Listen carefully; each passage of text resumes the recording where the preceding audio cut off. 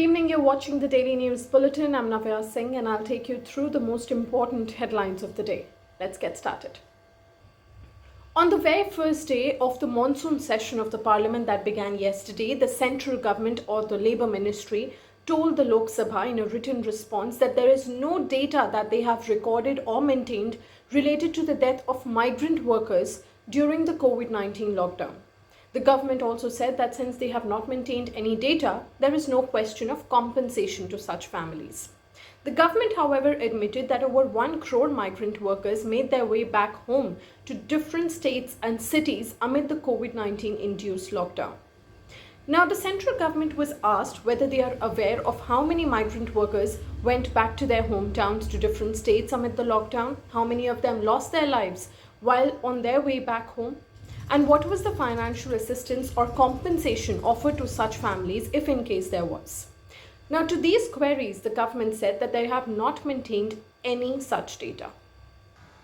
In a good news, India has been elected as a member of the United Nations Commission on Status of Women, which is a part of the United Nations Social and Economic Council, which mainly focuses on gender equality and empowerment of women. Now, India has been elected as a member of the Commission for a period of 4 years starting 2021 till 2025. Meanwhile, India, Afghanistan and China had contested the elections to the Commission. However, only India and Afghanistan managed to secure seats. Farmers in Uttar Pradesh, Telangana and Punjab staged massive protests on Monday, which was 14th of September, demanding withdrawal of certain agriculture-related ordinances passed by the central government recently. Now, the government claims that those ordinances will focus on promoting hurdle-free sale of produce and also introduce private players in agriculture. However, the farmers believe that this will just increase the corporate dominance in agriculture.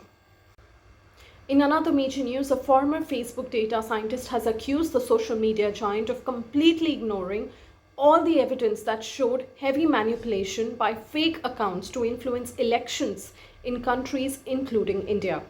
Now, the former Facebook employee has said that she worked very hard to remove the politically sophisticated network of actors, thousands of them, who were trying to influence the Delhi polls. Shifting focus to Uttar Pradesh, a Mughal museum which is under construction in Agra will be renamed after the Maratha king Chhatrapati Shivaji Maharaj, who fought the Mughals. Now, this decision has been taken by Uttar Pradesh Chief Minister Yogi Adityanath, who clearly mentioned that there is absolutely no space for any mentality of slavery in the state. Now, soon after the announcement, Yogi Adityanath also questioned how the Mughals can be our leaders or heroes.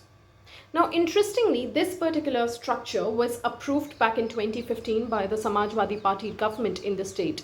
The structure will mainly focus on artifacts, culture, arms and ammunition from the Mughal era.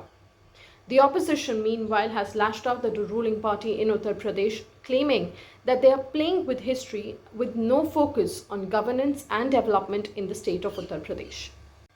In another major news, over 87 million women and girls are in extreme poverty in India in 2020, and this number is expected to spike by 2021, keeping in view the ongoing COVID-19 pandemic.